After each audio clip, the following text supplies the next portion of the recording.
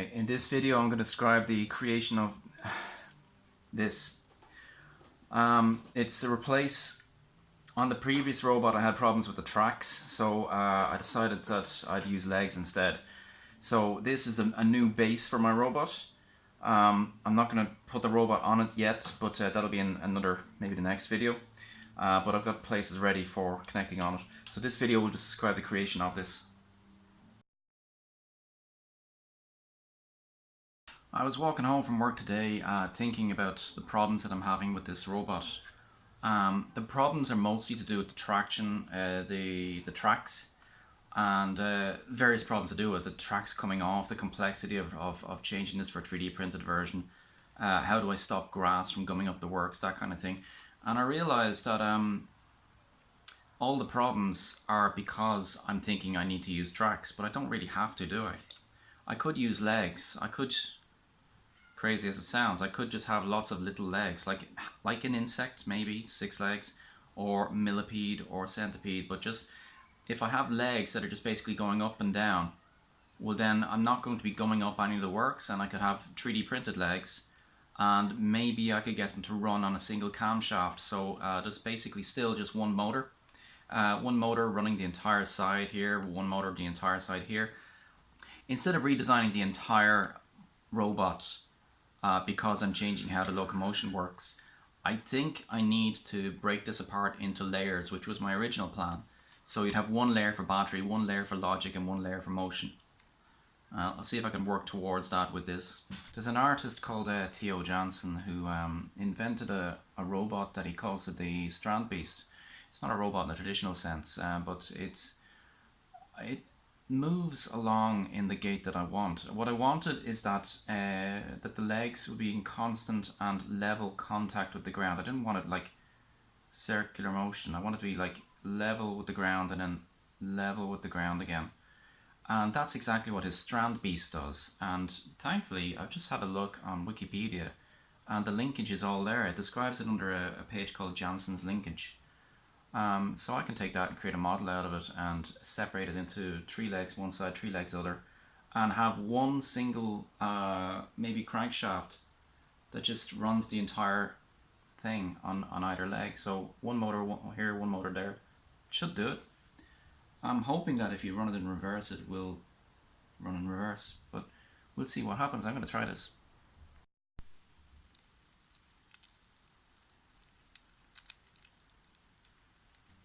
So this is going to be a fresh project that will eventually be joined with the main robot project. I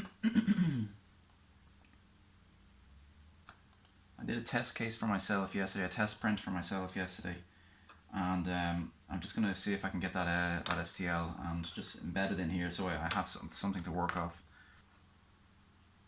That's the front.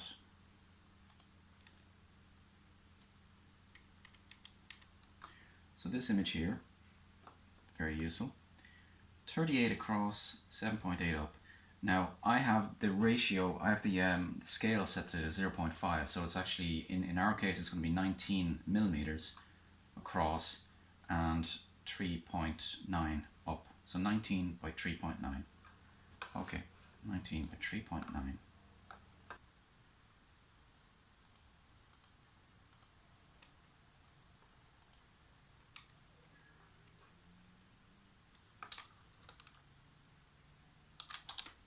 And we'll move this up.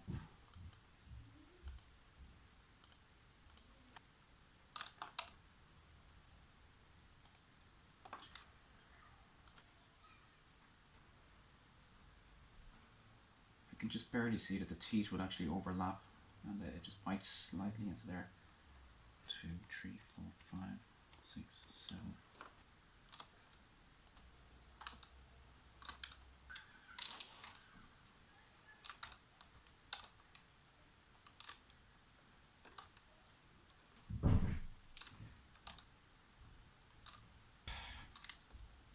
I think I'll start printing out some of the smaller pieces now anyway, and just so I can have a physical idea that I can just see and feel and carry on with this. So I'm nearly finished, well, finished most of the printing and I've finished most of the assembling, and you can see it's very complex, lots of cogs, lots of bits and pieces. I've just put together the first leg, so I had to design some pins to print them through. My nuts and bolts turned out to be exactly the right length. So I've got one of the pins, and now we can see it working. So I'll just raise this up a little. This, yeah, the robot, the old robot. Now it's going the right way around. Look at the leg, look at the leg. Got arthritis. Cracky, it's getting old like me. Alright, happy with this. Now, printer's finishing off the other legs, and then we'll stick the whole thing together and plug it onto the other robot.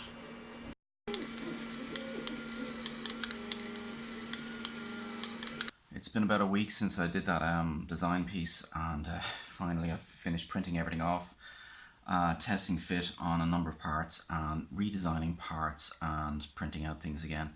The end print is not very different from the beginning print, but just a number of small points. This is the first body that I printed out, and it's got a number of things wrong with it. First one is that it wobbles because I accidentally left space between the walls and there. Second part is that the cogs go along the wall here and are kept in by a retaining wall, but I can't now fit the motor in because this wall is in the way. So if I take a motor, which I have here, if I take a motor, you see I can't fit it in because this protruding axis just will not let me in. So I had to redesign that so that it doesn't have that retaining wall.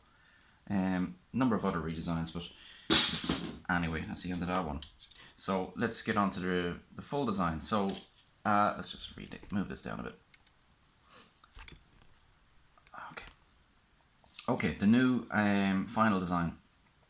I'm after sticking on these cogs and glued the, what would you call them, the steering mounts, linkage mounts, onto the other side. So it's very hard to take them apart. I could take them apart, but then I'd have to glue them back on again. I was going to just have a C-clamp that just connects on there so you can just take it off, but why would I take it off? Don't need to. I've got the walls solid. When you put a wall, a retaining wall here, you can now put the motor in. Yeah, put your motor in, and then you can put in a small clamp to hold the motor in place. Okay, slightly smarter. There's a number of actual serendipity pieces. So this is where the linkage gets mounted. I'll just get a linkage. So I've got one printed out and put together, mostly put together. These, as you can see, this is the foot, and the rest is basically the body. So this is the mount where it goes, connects onto the body, and this is the bit that rotates. Okay, so the serendipity is, let's say we're talking about this piece here. So that goes on to here. I'm not going to push it on. Let's do it anyway. All right, and then these go over that little hole in the body here. Now the handy thing about there's a problem here, right? Which is that in order to connect onto that, I use a screw or a bolt and a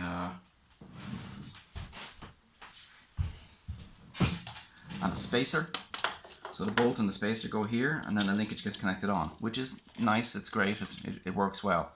Except that on this side, I'm supposed to have another cog here. But it turns out that the cogs that I printed have a little space on the inside anyway that just perfectly fits over the bolt, so it doesn't get in the way. So let's start putting this all together now. First thing I want to do is put all the legs together. linkages. So I'll just put that aside for now, and I'll get on to putting the linkages together. So this is one that I've put together already. Now the design that I came across had everything in basically about 2 levels. If you look here, you can see there's a 1, 2, 3. There's 4 levels, right? One, then there's this spacer, and then there's this, and then there's 1, 2, 5 levels. 1, 2, 3, 5 levels. Yeah. So 5 levels. One, which is the bottom layer, the spacer, blah blah blah, up to 5 levels. And the reason for that is that if I had 2 next to each other, which is, we're basically putting 3 right next to each other, if they're all on the same level, well then they try and actually go through each other, you know, and if they go through each other then they just jam up. So I had to raise part of it so that it just goes over the one that's next to it. So I redesigned that slightly to have spacers in it, and we'll see now if it works out. Okay, so I need 6 of these, 3 like this and 3 which are symmetrical clones. So get out.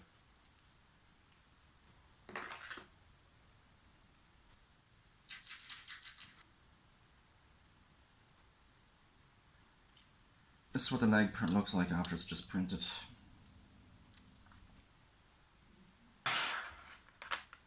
Instead of going ahead and printing the other, putting together the other side, I'm going to actually put a test print together of just one side, and we'll see what happens. On there, and this one goes on top. I get a feeling like that.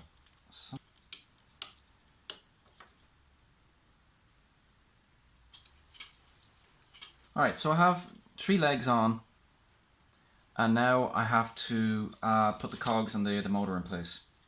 So to start off, I'm going to move the mechanism here so that it's directly vertical.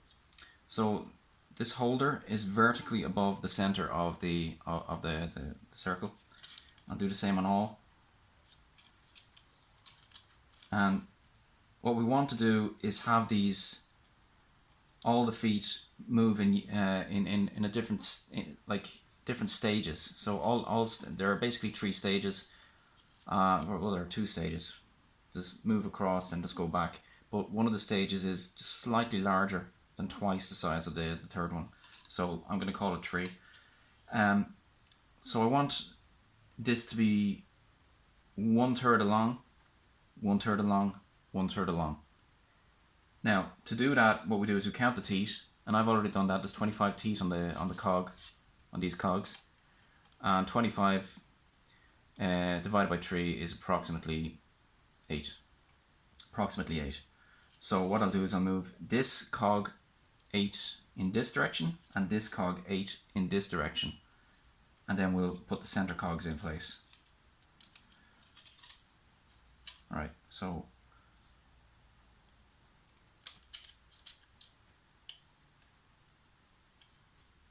slightly wider than the hole, so it just fits in place. So now I've got the motor in place.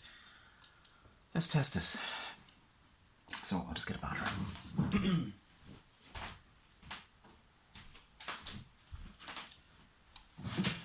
Okay, got a battery here. It's a 3.7 volt battery. I can't remember the name of the type. It's probably something like 16850 or something like that. We'll just connect one side here and the other side there and see what happens. I have not seen this. Ah, look at that.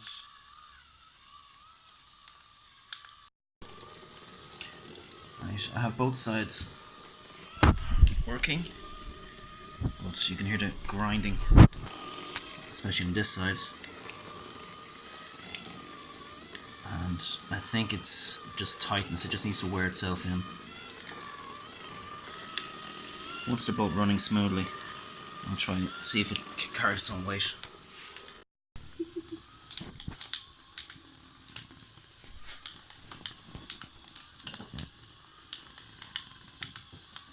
Oops, it's a bit heavy on one side.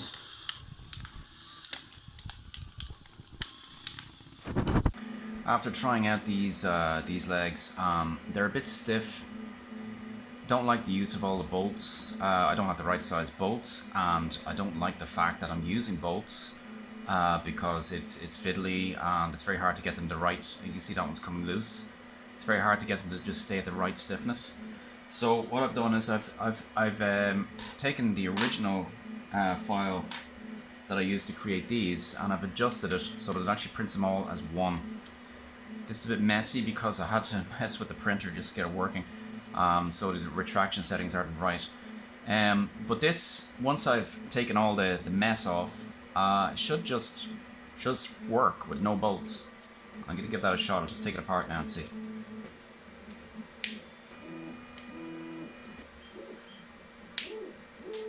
Taking most of the scaffolding off, I'm left with all this stringing. I suppose I could increase the retraction a little to help with that. But in the meantime, while taking the scaffolding off, I managed to break a piece on this. There, I managed to break that. But that's in a solid triangular piece, so it shouldn't really matter all that much. I'll just glue it back together again and see what happens. Maybe it'll work. Doesn't matter anyway, I can just print it again. And I can, because I did it as a parametric model, I can just tell it to print with wider walls. No, can't. Alright, it's breaking all over. Right, I'm going to print this again, design it again with wider walls. Okay, this just came off the printer, and let's just talk about why I've printed it vertically. So you can see from this bit here that you can see from the screen as well. That I had to print this vertically instead of horizontally, where you would normally think this would print horizontally well, but it's not. This is one that I print earlier on that was printed horizontal. Now, problem is that this is actually different layers that need to rotate around each other. So in order to do that, like in this case here, for example, you've got 4 layers, and each of these 4 layers needs to be disconnected from the layer below it. So you need to have a little bit of space in between them. Now, with something as wide as this, that's going to be very tricky. You're basically printing in mid-air and hoping that it's just not going to stick to the layer below. That's very tricky. So what I've done is I've printed it now vertically instead. So the only places where, let's say this area here, the only place that it'll be printing in mid-air is in between this end and that end, where it kind of sticks them together. So it just makes it a lot less effort to separate the layers and make them rotate smoothly.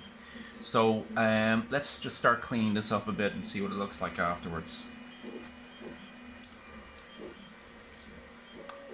Right, and it should mostly just tear off now, and there we are. Okay, so we're left with this. Now I can already see these parts, which you really don't want connected, are not connected, which is very good. So this printed, if this had printed like that, well then it'd be very hard to take these apart. They wouldn't just automatically fall apart like that, but there you go. So next I want to see if I can get this one to rotate. So this has just come off the printer. Let's see if I can get that to rotate. Look at that, it just rotates. So that's a one, it's all printed in one piece. Now what else needs to rotate? That needs to rotate there. Yep, that's good. Let's see, this is a long one that goes right through, so this kind of acts as a bolt that goes right the way through. Let's see if we can get that to rotate. Yep, and finally, that's not final, this one here is final. There we are. So that's all one piece now, all printed as one piece. No bolts, no screws, no messing around. So I'll put that on the robot now. I've already put one on. So I'll put this one on now as a second leg, and there's a third one printing. And then we'll do the other side. Oh.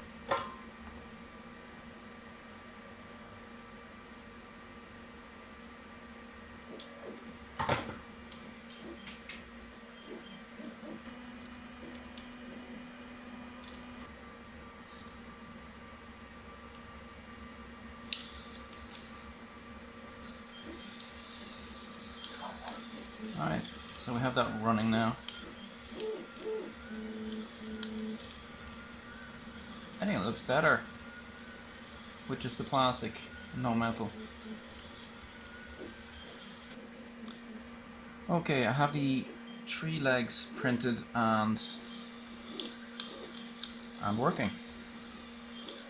Now, as I said, the major difference between these legs, these 3, and these others, as if these were printed as one piece. They were all printed at once. There is no assembly. They're just there. You print them, they're ready. Print them, clean them up, they're ready. And yet they work very well. Not nice.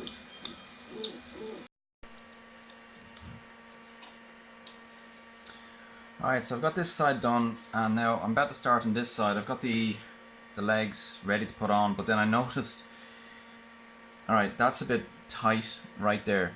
Okay, between here and the next over, and the next leg over, between this leg and that leg, it just very slightly touches that, and I don't want that. So what I'm going to do is reprint these mounts so they're very slightly bigger, which will force the legs outwards a little bit, making the space between these slightly bigger. And that's one of the issues that I'm solving. Well, I'm going to solve the other one later, but that's a solution for the problem before I put this together. So I have mounts for this side, but they're slightly smaller than I want them. I'm printing them again 1mm bigger. Now the other problem is, if you look at that, its center of gravity is, there's the legs there. The center will be right there, which is about there. Okay, you really want the center right here. If this thing is a little bit back heavy, then it's going to go up in the air like that. So I want to have another leg just going the opposite direction so that it sticks out a bit to here. And I think just having the reverse of this here will do that. So I've seen that on a couple of robots already, not this kind of robot, but a couple of the Theo Jansen things. I think it might just work. So I don't know if I can hack this to do it, but I'll put it in the design anyway to get that done. So to stop these legs from slipping off the end, I was thinking of doing small washers there, but I don't want to make this any bigger than it is. So all I'm going to do there is take my soldering iron, and it's at 370 degrees centigrade, so I'll just basically wipe it slightly outwards like that, just to widen the tip, and there's no way that comes off again. Right, I finished all the legs and pulled all the legs on, and then I started them and they worked very smoothly, they walked very smoothly, but then these ones broke, and I'll just show you what I mean by that. If I plug this in, now these legs move very smoothly, and you can see it's a nice broad base, so there's very little chance of it toppling over. On this side, front 2 legs stopped working completely, and what that means is that the cog that turns here is no longer fully connected to the bit that holds on to the 2 legs. You can see the 2 legs are on one single mechanism. So that means that I need to redesign how the cog connects to the legs in order to make that a bit stronger. I have an idea how to do that using a slotted design instead of a square peg as I had, but that can wait for tomorrow.